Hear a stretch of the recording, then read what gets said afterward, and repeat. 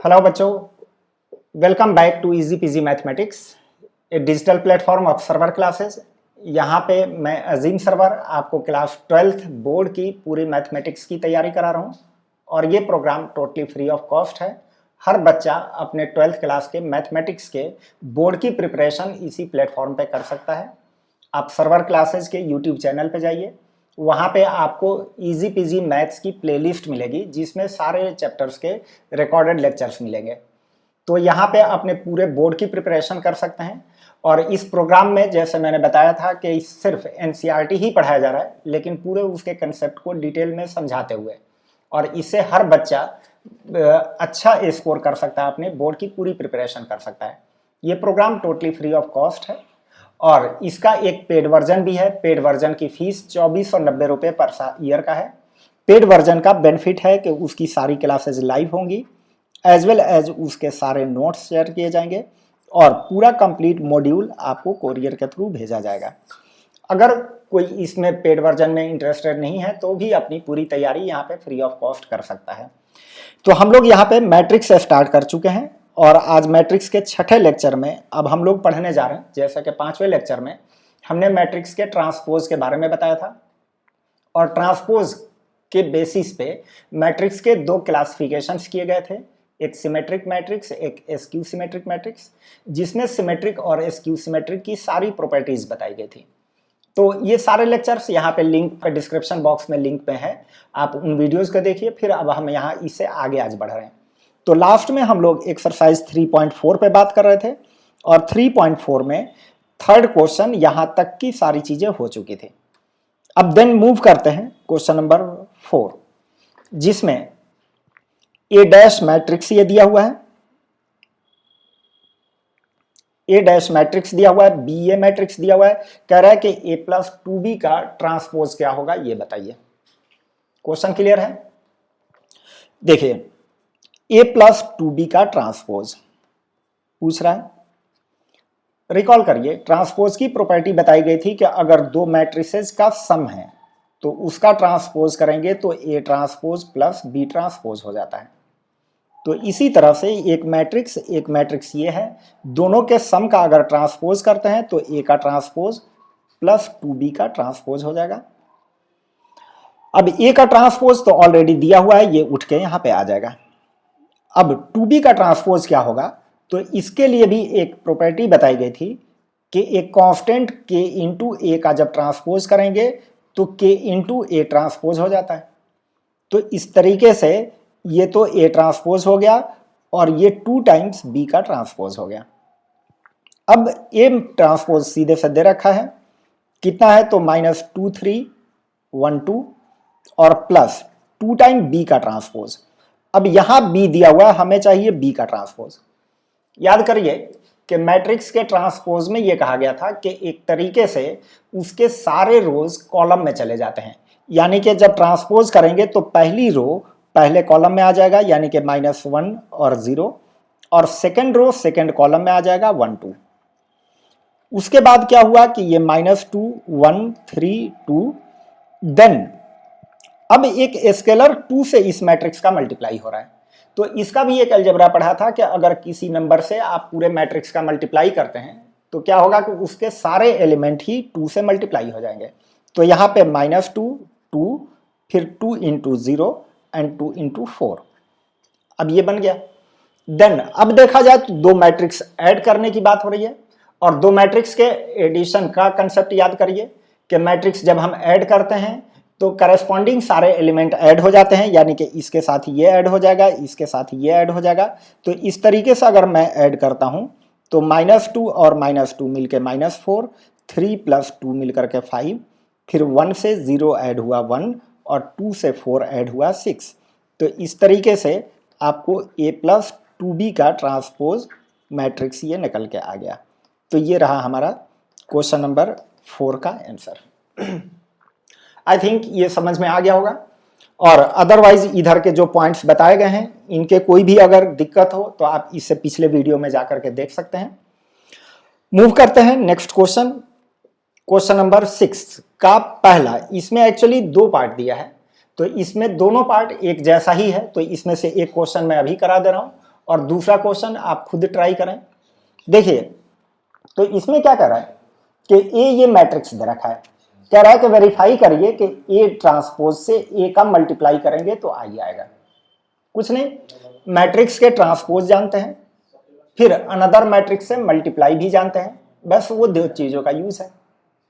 अगर हम left hand side यानी कि ए ट्रांसपोज इनटू ए की बात करें तो हमें अगर ये ए मैट्रिक्स दिया है तो इसके ट्रांसपोज, फिर बता रहा हूं कि ट्रांसपोज में क्या होगा कि पहली रो पहले कॉलम में आ जाएगा कॉस अल्फा और यहां पे आ जाएगा sine alpha, second row second column में आ जाएगा minus sine alpha cos alpha. Then इसका मल्टीप्लाई ए से करना है, ए एज इट इज उठा के रख दिया cos alpha sine alpha minus का साइन अल्फा और कॉस अल्फा। अब एक तरीके से इन दो मैट्रिसेस को मल्टीप्लाई करना है।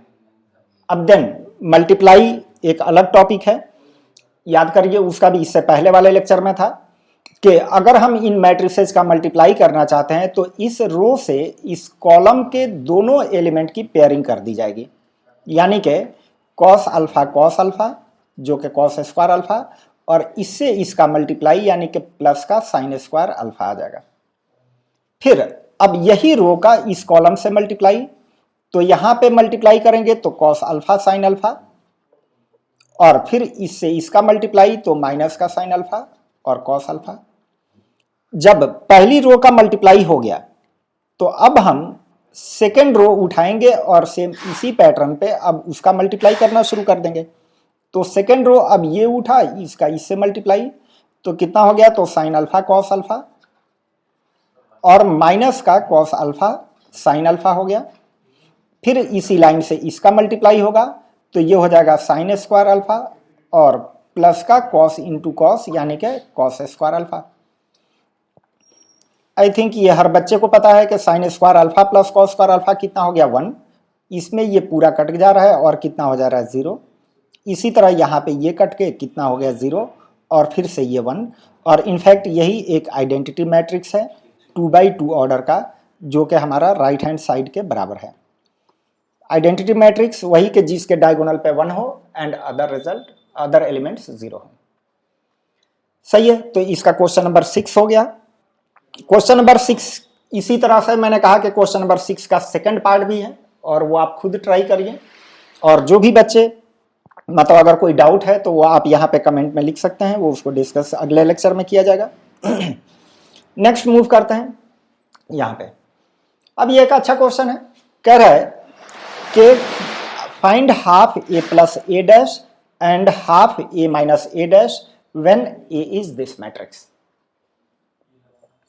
अब देखिए एक तो तरीका है कि भाई कि ए मैट्रिक्स जानते हैं उसका ट्रांसपोज निकालें, ए मैट्रिक्स जानते हैं उसका ट्रांसपोज निकालें, फिर दोनों को ऐड करें फिर हाफ करें। इसी तरह से यहाँ पे ए मैट्रिक्स ट्रांसपोज मैट्रिक्स का डिफरेंस करें फिर हाफ करें। ये तो एक बहुत सीधा सीधी अप्रोच हो गया जिसमें कैलकुलेशंस अच्छा खासा पड़ेगा। अगर हम थोड़ा सा इसमें दिमाग लगा के चलें तो देखा जाए तो ए मैट्रिक्स जो है वो एक सिमेट्रिक मैट्रिक्स है। याद करिए एस्क्यू सिमेट्रिक मैट्रिक्स है। एस्क्यू सिमेट्रिक मैट्रिक्स का पहचान क्या था कि डायगोनल पे आपके 0 हो और A12 पे अगर A दिया है तो उसका माइनस टाइम्स 2 1 पे हो, 1 3 पे एलिमेंट जो है उसका माइनस टाइम्स 3 1 पे हो, 2 3 के एलिमेंट का माइनस टाइम्स 3 2 पे हो। तो एक मैट्रिक्स जो इस तरह का दिखे वो एक तरीके से मैट्रिक्स कहलाता है एस्क्यू सिमेट्रिक मैट्रिक्स है। ठीक है, ये देख के ही पहचान में आ गया कि डायगोनल पे 0 दिख रहे थे, बाकी इधर जो एलिमेंट थे उसके माइनस टाइम्स यहाँ पे थे, तो इस मैट्रिक्स को एस्क्यू सिमेट्रिक कहते हैं। रिकॉल करिए, एस्क्यू सिमेट्रिक अगर मैट्रिक्स है तो उसका डेफिनेशन ही था कि उसका जब ट्रांसपोज करेंगे तो माइनस टाइम्स दैट मैट्रिक्स होगा। तो अगर हमसे पूछ रहा है कि हाफ ए प्लस ए डैश बताइए, तो ये हो गया हाफ ए और ए डैश की जगह पे माइनस ए है, तो इस तरह से हाफ इंटू नल मैट्रिक्स हो गया। और नल मैट्रिक्स कितने ऑर्डर का, तो जितने ऑर्डर का ए है ऑब्वियसली उसमें से उतने ही ऑर्डर का नल बनेगा। तो एक नल मैट्रिक्स बना दीजिए, कितने ऑर्डर का, तो एक ही ऑर्डर 3/3 है, तो यहां पे नल मैट्रिक्स भी 3/3 का बन जाएगा, और देन उसका हाफ कर दीजिए। तो हाफ से मल्टीप्लाई जब करेंगे तो हर एलिमेंट हाफ से मल्टीप्लाई होगा और यही आपका आंसर दे देगा।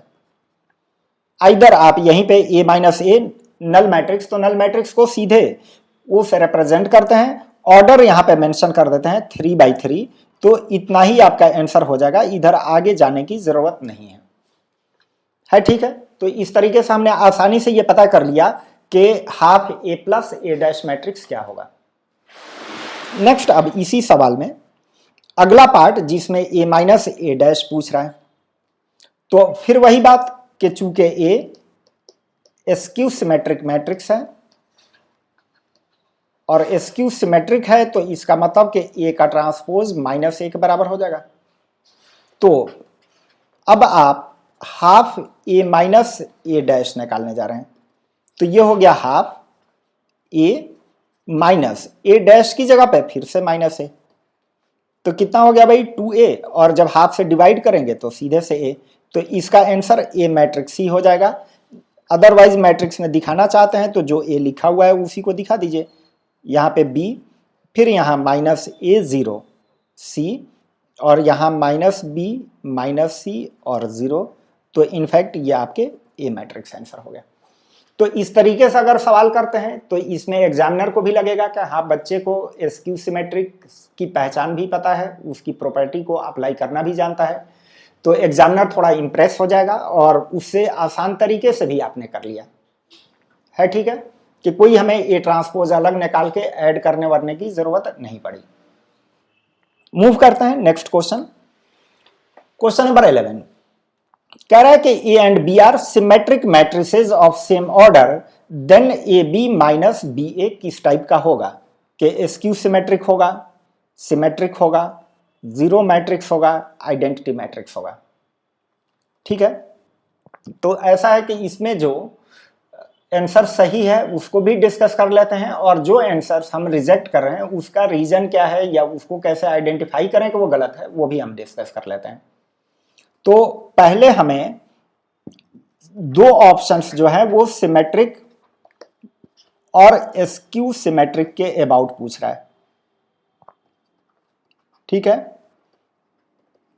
ठीक है, दिया क्या है कि A and B are symmetric, तो ए अगर सिमेट्रिक दे रखा है तो इसका मतलब यह हुआ कि ए का ट्रांसपोज ए के बराबर होगा। साथ साथ कह रहा है कि बी इज ऑल्सो सिमेट्रिक, तो बी सिमेट्रिक है तो इसका मतलब कि बी ट्रांसपोज भी बी के बराबर होगा। ये तो दो बातें हमें गिवन है, या कह लीजिए कि जो गिवन है उससे हमें ये कंक्लूजन निकला कि ए डैश ए के बराबर और बी डैश बी के बराबर। अब कह रहा है कि A B minus B A matrix किस टाइप का होगा। टाइप से मतलब कि अभी हम ए और बी वाली बात कर रहे हैं कि क्या सिमेट्रिक होगा या स्क्यू सिमेट्रिक होगा, अभी इसी पे फोकस कर रहे हैं ठीक है। तो सिमेट्रिक और स्क्यू सिमेट्रिक कैसे चेक किया जाए, जरा एक बार उसके कंसेप्ट रिकॉल करिए।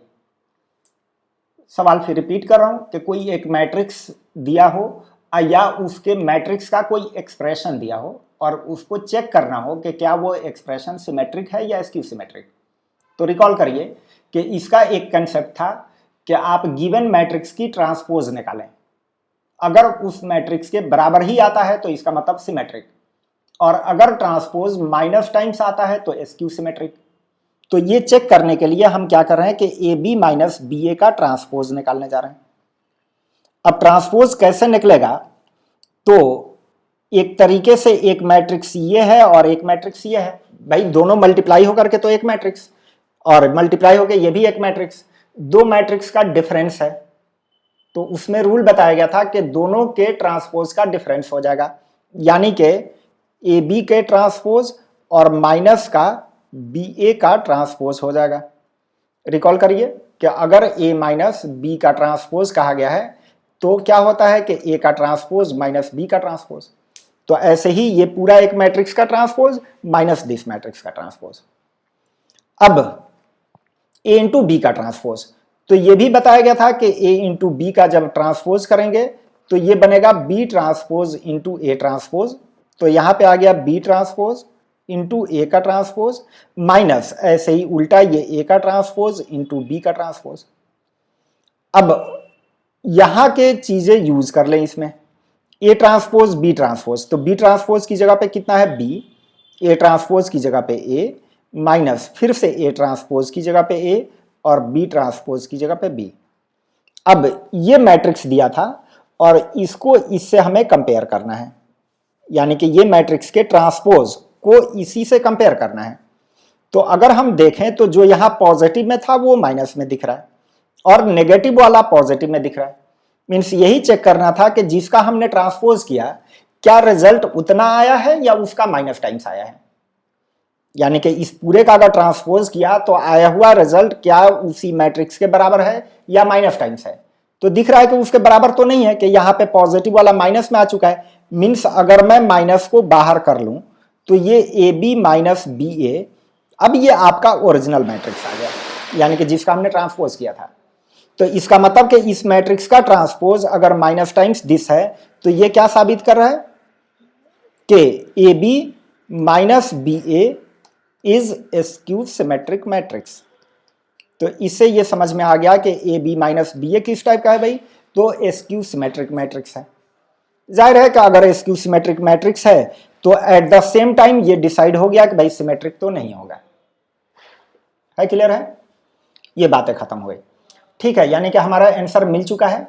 हाँ, लेकिन मैंने कहा कि हम ये भी चेक कर लें कि जो ऑप्शंस रिजेक्ट हो रहे हैं उसका क्या रीजन है, क्या जीरो मैट्रिक्स होगा। तो एक मिनट, अब जीरो वाली बात को कंफर्म करने के लिए क्या हम जानते हैं ये कंसेप्ट कि A B is not equal to B A. इसलिए बात कर रहे हैं कि भाई जीरो कब होगा कि जब ये दोनों इक्वल होते तब ना डिफरेंस आपका जीरो होता। तो ए बी माइनस बी ए की बात कर रहा है तो ए बी हमें पता है कि बी ए के बराबर नहीं है। इसका मतलब कि ए बी में से अगर बी ए सब्ट्रैक्ट करेंगे तो नल नहीं आएगा। इससे ये समझ में आ गया कि भाई कि ये जो सी ऑप्शन दिया है वो भी आपका रॉन्ग है, ये नल मैट्रिक्स तो नहीं होगा। है क्लियर है, ठीक है। अब आ रहा है आइडेंटिटी मैट्रिक्स। आइडेंटिटी मैट्रिक्स में क्या होता है भाई कि अगर result A B minus B A का आइडेंटिटी आने वाला होता है तो इसका मतलब कि इनके एलिमेंट का जब हम डिफरेंस करेंगे तो डिफरेंस में डायगोनल पे 1 1 आना चाहिए एंड अदर 0 आना चाहिए। अब देखिए मैट्रिक्स में कई ऐसे स्टेटमेंट टाइप की चीजें आती हैं कि जो स्टेटमेंट हमें डायरेक्टली याद नहीं रहता है, क्योंकि सारे पॉइंट्स को हम याद तो नहीं रख सकते ना कि भाई इस टाइप का मैट्रिक्स हुआ तो इस ऑपरेशन के बाद ऐसा आएगा या ये है तो ऐसा आएगा, इस तरह से तो पॉसिबल नहीं है। तो अक्सर ही ऐसा आ जाता है एक नया टाइप का स्टेटमेंट जो कि लगता है कि भाई कहाँ के सिंपल से ये पॉइंट पूछ रहा है कि ये होता है या नहीं होता है। उसका सही तरीका यही है कि आप उसके कुछ एलिमेंट्स लेकर के चेक कर लीजिए। मतलब यहां पे कह रहा है कि ए और बी सिमेट्रिक है तो क्या ये वाला जो मैट्रिक्स है आइडेंटिटी आएगा। तो इसको चेक करने का एक ही तरीका बचता है कि आप सिमेट्रिक टाइप का मैट्रिक्स लीजिए और देन इसको कैलकुलेट करिए। अगर ऐसा लगता है कि डायगोनल पे हमेशा 1 ही आने वाला है एंड अदर सारे 0 आएंगे तो हम कह देंगे कि हाँ भाई कि ये स्टेटमेंट सही है। तो उसको भी एक बार चेक कर लेते हैं। हालांकि ये तो डिसाइड हो गया है कि भाई कि ये सही सिंगल करेक्ट का है तो वो होगा नहीं, लेकिन फिर भी मैंने तरीका बता दे रहा हूं कि अब हमने क्या किया कि ए को अगर सिमेट्रिक कहा गया तो एक छोटा सा मैट्रिक्स ले लिया, जैसे यहाँ पे ए, यहाँ पे बी और सी यहाँ पे है तो सी यहाँ भी ले लिया। और इसी तरह बी को भी सिमेट्रिक कहा गया तो यहाँ पे हमने ए एल ले लिया, यहाँ पे एम ले लिया और देन एक्स यहाँ पे लिया तो एक्स यहाँ भी लिया। अब सोचिए कि ऐसे केस में ए बी अगर करते हैं तो यहाँ पे ए एल माइनस का प्लस का सी एक्स आएगा, एक ही एलिमेंट पे चेक करते हैं। और बी ए अगर करते हैं तो इसका मतलब क्या, अब ये वाली लाइन का इससे मल्टीप्लाई होगा तो कितना होगा एल ए, एक और एलिमेंट लिख लेते हैं, इससे मल्टीप्लाई किया तो A L plus C X फिर ए एक्स और प्लस सी एम। इधर बी ए में चलते हैं तो बी ए में क्या होगा कि ये वाली लाइन उठेगी, इधर मल्टीप्लाई होगा तो कितना होगा L A plus C X और फिर इसी लाइन का इधर सेकंड कॉलम में तो ये हो जाएगा सी एक्स प्लस बी इंटू ए करने जा रहे हैं, ए सी और सी बी। तो A L plus C X लिख दिया और फिर L C plus B X लिख लिया है, ठीक है। दो दो एलिमेंट ही लिख दिया। ए बी माइनस बी ए की बात करें तो क्या होगा कि इसमें से जब इसको सब्ट्रैक्ट करेंगे तो करस्पॉन्डिंग एलिमेंट्स हटते हैं, इधर तो हो गया 0। इसमें से इसको अगर सब्ट्रैक्ट करें तो A X plus C M minus का एल सी और प्लस बी एक्स आ गया। बाकी इधर एलिमेंट को अभी हमने छोड़ दिया। इससे दो चीजें दिख रही हैं। इससे ये क्लियर दिख रहा है कि भाई कि ये जरूरी नहीं है कि हमारा 0 ही बने, नीड नॉट बी 0।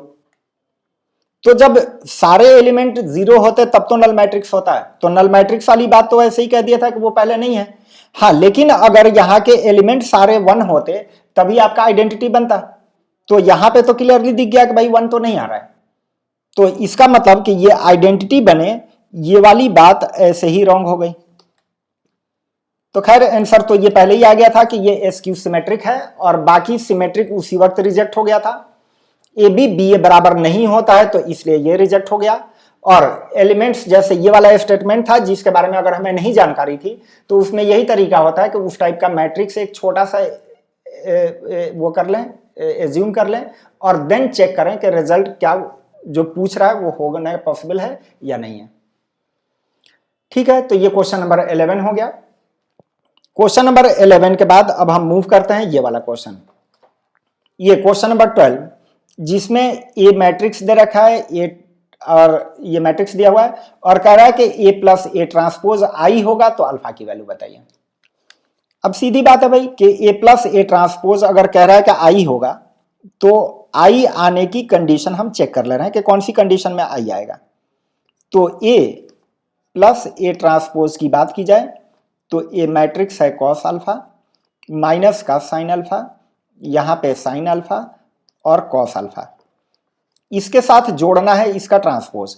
ट्रांसपोज में क्या होता है कि ये रो जो है कॉलम में आ गई कॉस अल्फा, यहां पे माइनस साइन अल्फा और ये आ गया साइन अल्फा और यहां पे कॉस अल्फा, यानी कि पहली रो को पहला कॉलम बना दिया, सेकंड रो को सेकंड कॉलम बना दिया। अब इनके ऐड करने की बात करें, फिर से वही बात कि भाई दो मैट्रिक्स के ऐड करते हैं तो करस्पॉन्डिंग एलिमेंट्स ऐड होते हैं। इससे ये वाला ऐड होगा, इससे ये वाला ऐड होगा, तो कॉस अल्फा मिलकर के 2 कॉस अल्फा, ये और ये मिलकर के 0 हो गए। फिर इससे ये मिल गया 0 हो गया और ये मिल गया तो कितना हो गया 2 कॉस अल्फा। सही है, ये आइडेंटिटी होना है। और आई का मतलब कि एक मैट्रिक्स जिनके डायगोनल पे 1 हो एंड अदर 0 हो।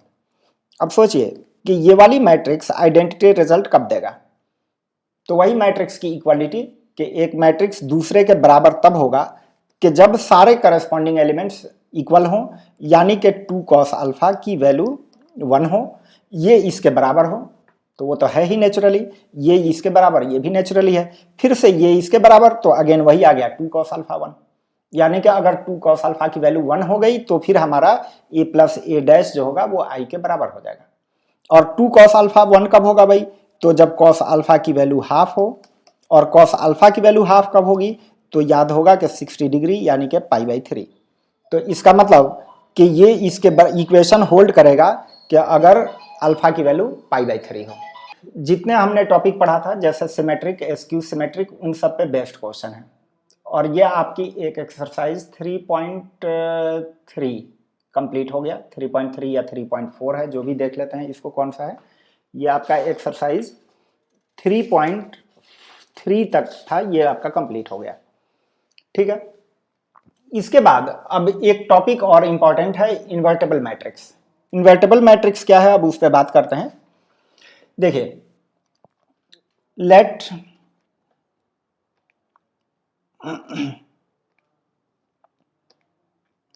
A be a square matrix of order n by n if there is a matrix B such that A into B is I as well as B into A is I, then B is called inverse of A। इसको मैं ढंग से समझा रहा हूं, सुनिए क्या है। कह रहा है कि A एक स्क्वायर मैट्रिक्स दिया है और अगर कोई मैट्रिक्स B ऐसा मिल जाए कि B से A में मल्टीप्लाई करें तो रिजल्ट I दे दे, और मल्टीप्लाई किस तरह से, तो B को बाद में रख के मल्टीप्लाई करें तब भी आइडेंटिटी दे दे, या B को पहले रख के मल्टीप्लाई कर दें तब भी आइडेंटिटी दे दे। यानी कि A एक गिवन मैट्रिक्स है और हमें एक मैट्रिक्स ऐसा B मिल जाता है जिससे A का मल्टीप्लाई करने पर आइडेंटिटी आ जाए, तो उस केस में ही कहेंगे B A का इनवर्स है, B is inverse of A। और इसको डिनोट ऐसे किया जाता है A और यहां माइनस लगा के, है ठीक है। अब एक बात ये ध्यान रखिएगा कि कोई भी बच्चा ये जो माइनस यहां लगा है इसका मतलब कि A की पावर -1 समझने की गलती ना करें। ये इंडिकेट करने का तरीका है कि भाई जब हम A का इनवर्स निकाल रहे हैं तो उस मैट्रिक्स को A से मिलता जुलता नाम रखें। तो A से मिलता जुलता नाम कैसे रखा जाए, तो उसका तरीका ये बनाया गया कि उसके इंडेक्स में -1 लगा दिया जाए, लेकिन उस -1 को हम नॉर्मल सेंस में ऐसे नहीं ले सकते हैं कि वो पावर है, या ये भी हम नहीं कंसीडर करें कि ये 1/A है, क्योंकि मैट्रिक्स से डिवीजन नहीं डिफाइन होता है। तो कोई मैट्रिक्स अगर कोई नीचे यहाँ पे A मैट्रिक्स दिया हुआ है तो वो तो ऐसे भी अनडिफाइंड हो जाएगा। तो इन डिनोट करने का तरीका है कि B अगर एक मैट्रिक्स है तो उसका जो इनवर्स मिलेगा, A का मैट्रिक्स है तो उसका जो इनवर्स मिलेगा वो A इनवर्स ऐसे डिनोट किया जाएगा। तो ये क्लियर हो गया, ठीक है। अब चलते हैं, इनवर्स के थ्योरम कुछ दिए हुए हैं। कह रहा है कि किसी भी मैट्रिक्स का जो इनवर्स होगा वो हमेशा यूनिक होगा, यानी कि एक मैट्रिक्स के दो इनवर्स नहीं हो सकते हैं। यूनिकनेस ऑफ इनवर्स मतलब ये स्टेटमेंट का यही मतलब है कि कोई भी मैट्रिक्स का इनवर्स दो नहीं हो सकता, एक यूनिक मैट्रिक्स ही होगा, ठीक है। ये आपका स्टेटमेंट है। अब इसका मतलब क्या है, तो ऐसा करते हैं कि हमने मान लिया कि let B is inverse of A। तो इससे तो ये समझ में आ गया कि B इंटू A आई होगा as well as A into B भी आई होगा। अब एक इनवर्स B A का हमने B मान रखा है और B मान रखा है, तो ये हमारा प्रॉपर्टी के हिसाब से B इंटू A भी आई होगा और A इंटू B भी आई होगा। अब हम ये मान के चल रहे हैं कि A का ही इनवर्स एक अनदर मैट्रिक्स C है। अब उसके बाद चेक करते हैं कि क्या वो C वाकई में B से अलग है या B वाला ही आ जा रहा है। अगर बाय द वे वो C मैट्रिक्स B के बराबर ही आ गया, तब तो ये साबित हो गया कि भाई जो भी इनवर्स एग्जिस्ट कर रहा है वो B के बराबर ही है, भले नाम C रख दिया गया लेकिन है तो B के बराबर ही, तो उसकी यूनिकनेस साबित हो गई। तो अगर हम ये मान के चलें कि let C is also inverse of A, अगर C B से अलग आता है तो इसका मतलब कि इसकी यूनिकनेस की जो प्रॉपर्टी दी गई है वो वायलेट हो रही है, लेकिन अगर C B के बराबर ही आता है तो उससे वो प्रूफ हो जाएगा कि हाँ इनवर्स यूनिक होता है। C इंटू A और A इंटू C आई बनेगा। तो अब हम दिखा देना चाह रहे हैं कि जो B मैट्रिक्स है वो C के बराबर ही है, ठीक है। तो एक काम करते हैं, B मैट्रिक्स जो है उसको B इंटू आई लिखने में कोई दिक्कत नहीं है, और I की जगह पे ये वाला रिजल्ट हम यूज कर दे रहे हैं कि I की जगह क्या कर दे रहे हैं, तो A इंटू C कर दे रहे हैं। अब B इंटू A, तो ऑलरेडी B इंटू A तो I है, तो B इंटू A I और देन C, तो I से C का मल्टीप्लाई हुआ तो C। इसका मतलब कि जो हमने नया मैट्रिक्स C माना है A का इनवर्स, वो C मैट्रिक्स और B मैट्रिक्स दोनों सेम है। दोनों अगर इक्वल है तो इसका मतलब कि दो मैट्रिक्स तो आया ही नहीं, यानी कि C मैट्रिक्स जो भी है वो भी B वाले के बराबर है। तो इससे ये साबित हो गया कि inverse of A matrix is unique. कि किसी भी मैट्रिक्स का इन्वर्स जो होगा वो एक यूनिक होगा, यानी कि ऐसा नहीं हो सकता है कि एक मैट्रिक्स के दो अलग अलग इन्वर्स एग्जिस्ट करने लगे। दो अलग अलग हमने माना भी तो पता आगे प्रूफ कर दिया कि वो दोनों अलग नहीं है बल्कि इक्वल ही है ठीक है। एक और मैट्रिक्स आता है आपका इन्वर्स पे एक थ्योरम कि दो मैट्रिक्स ए और बी है तो उनके मल्टीप्लाई का जो मैट्रिक्स होगा, भाई दो मैट्रिक्स ए और बी है तो ए और बी के मल्टीप्लाई का जो मैट्रिक्स होगा उसका ए इनवर्स सॉरी आगे एक थ्योरम आता है कि दो मैट्रिक्स ए और बी हैं तो उनके मल्टीप्लाई का इनवर्स का ए इनवर्स और बी इनवर्स से क्या रिलेशन है, यानी कि ए एक मैट्रिक्स अलग दिया है, बी एक मैट्रिक्स अलग दिया है, दोनों को मल्टीप्लाई कर दिया गया, एक न्यू टाइप का मैट्रिक्स बन गया। अब जो नया वाला मैट्रिक्स बना अगर उसका मैं इनवर्स निकालूं तो एक्चुअल ए के इनवर्स और बी के इनवर्स से उसका क्या रिलेशन है। तो वही यहाँ पे दे रखा है कि ए और बी दो मैट्रिसेस इन्वर्टेबल हैं तो ए इंटू बी का जो इनवर्स होगा वो B inverse into A inverse के बराबर होगा। यानी कि थ्योरम क्या बता रहा है कि ए और बी के मल्टीप्लाई करके अगर उसका इनवर्स निकालते हैं तो वो कितना आएगा, तो B inverse into A inverse के बराबर आएगा। स्टेटमेंट क्लियर हो गया कि ए और बी के मल्टीप्लाई से जो इनवर्स निकलेगा उसका ए इनवर्स बी इनवर्स से क्या रिलेशन होगा, तो कहा गया कि B inverse into A inverse होगा। ये हमसे थ्योरम है और इसको अब हम प्रूफ करने जा रहे हैं। तो ऐसा है कि हमने मान लिया कि let X matrix is inverse of A into B matrix. तो as per definition A B से एक्स का मल्टीप्लाई होगा तो आई मिल जाएगा। अब वही एक्स पता करना जा रहे हैं कि एक्स क्या होगा कि जो इस इक्वेशन को सेटिस्फाई करे। तो एक तरीके से ये इक्वेशन को सेटिस्फाई करने वाला एक्स हम चाह रहे हैं। अब बच्चे तो अक्सर ये सोच रहे होंगे कि भाई कि एक्स मैट्रिक्स निकालना है तो क्या करूं कि ए बी को इधर डिवाइड कर दूं, तो I divided by A B.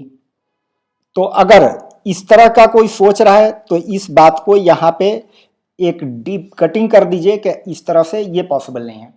अभी जैसे पिछले बार भी बोला था कि मैट्रिक्स का डिवीजन नहीं होता है, तो अगर आप एक्स निकालना चाहते हैं तो ए बी को लाके यहाँ पे डिवाइड नहीं कर सकते हैं, क्योंकि अगर डिवीजन में आ गया तो वो मैट्रिक्स कहीं एग्जिस्ट ही नहीं करेगा। तो ये वाला तरीका तो खत्म हो गया। अब अगेन सोचें कि भाई अगर x चाहिए तो किसी भी तरह से a और b हटेगा तभी तो हमें x मिलेगा।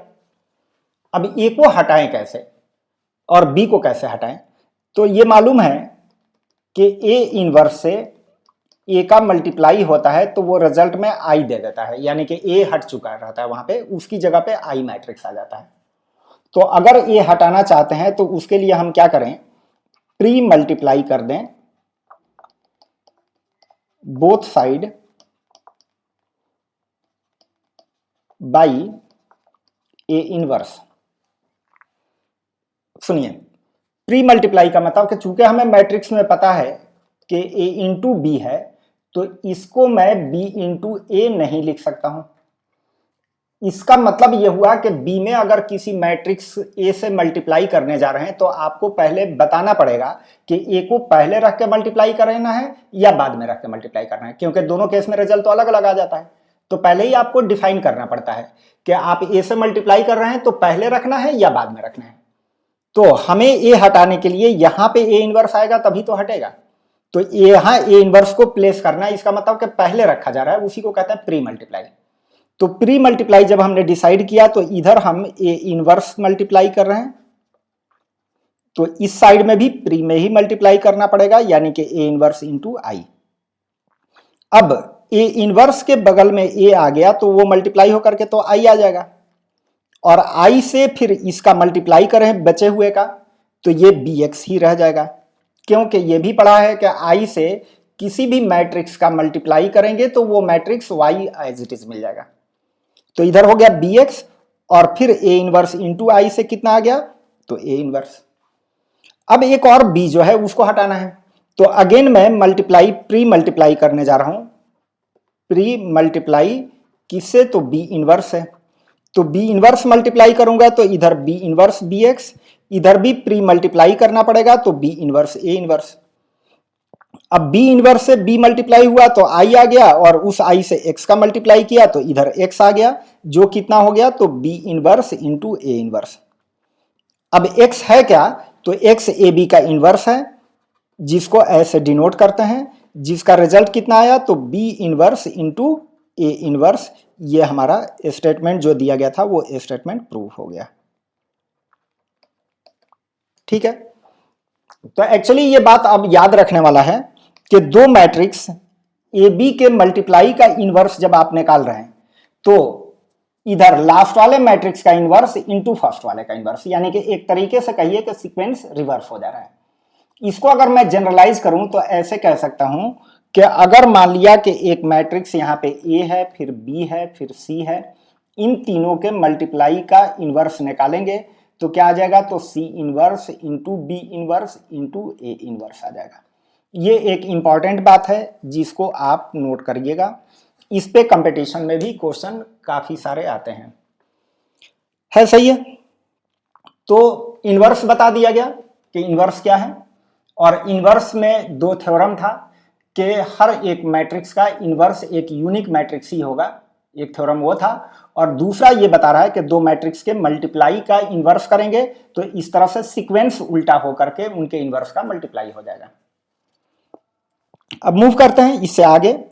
इससे आगे देखिए तो क्या है, अब यहां पे सवाल है, कह रहा है कि A and B are symmetric matrices of same order, then show that A B is symmetric if and only if A and B is commute, यानी कि that is A B is equal to B A. यानी कि अगर ए और B symmetric है तो ए into B symmetric सिर्फ तब होगा कि जब ए बी ए के बराबर हो। पॉइंट क्लियर हो गया कि ए एक मैट्रिक्स है जो कि सिमेट्रिक है, बी मैट्रिक्स है वो सिमेट्रिक है, तो उनके मल्टीप्लाई करके जो मैट्रिक्स बना वो भी सिमेट्रिक हो सकता है कब के जब ये वाली कंडीशन सेटिस्फाई हो तभी, अदरवाइज वो सिमेट्रिक नहीं होगा। तो सुनिए, अब इसको हम प्रूफ करने जा रहे हैं, तो हम कह रहे हैं कि ए बी, इसी को तो सिमेट्रिक प्रूफ करने का रहा है, तो A B will be symmetric. कौन सी कंडीशन पे सिमेट्रिक होगा, कि इफ ए बी का ट्रांसपोज करें और वो ए बी के बराबर ही आ जाए। तो इसका मतलब कि एक तरीके से हमें ये बात प्रूफ करनी है कि ए बी का ट्रांसपोज ए बी के बराबर ही आएगा, कब, कि सिर्फ तब कि जब ए बी इंटू बी ए बराबर हो। ठीक है, जैसे ही ये प्रूफ हो गया कि ए बी का ट्रांसपोज ए बी के बराबर होगा इस कंडीशन पे, तो इसका मतलब कि हमारा स्टेटमेंट प्रूफ हो गया। तो नाउ अब हम लेफ्ट हैंड साइड उठाते हैं, या ऐसे कह लीजिए कि हम जो प्रूफ करने जा रहे हैं वो ये कह रहे हैं कि ये वाले होल्ड इस कंडीशन पे करेगा। तो हम क्या करें कि ये सिमेट्रिक होगा कब, कि जब ये इसके बराबर हो, और पता है कि ए बी का ट्रांसपोज बनता है B transpose into A transpose, नहीं, और बी अगर सिमेट्रिक है तो बी ट्रांसपोज बी आ जाएगा, और ए ट्रांसपोज कितना आ जाएगा, तो ए आ जाएगा। सही है, तो बी इंटू ए बराबर अगर ए बी हो तभी तो वो ये वाली कंडीशन सेटिस्फाई होगी, यानी कि इसका ट्रांसपोज आ रहा है बी ए और कह रहा है कि सिमेट्रिक होने के लिए ये ए बी होना चाहिए। इसका मतलब कि B A will be equal to A B. ये हमारा प्रूफ हो गया कि अगर बी ए बी के बराबर हो तभी ये वाली कंडीशन इक्वेशन होल्ड करेगी। है क्लियर है? तो ये आपका एग्जाम्पल नंबर 14 था, 24 सॉरी। नेक्स्ट अब मूव करते हैं, यहां पे अब हमें एग्जाम्पल 25 दे रखा है। अब यहां और इससे आगे के अब जितने भी मिसलेनियस एक्सरसाइज है वो अब हम लोग कवर करने जा रहे हैं। तो मेरे ख्याल से आज इतना ही रहने देते हैं, और बाकी इससे आगे और एग्जाम्पल्स वगैरह वो अगली लेक्चर में हम लोग कवर करेंगे।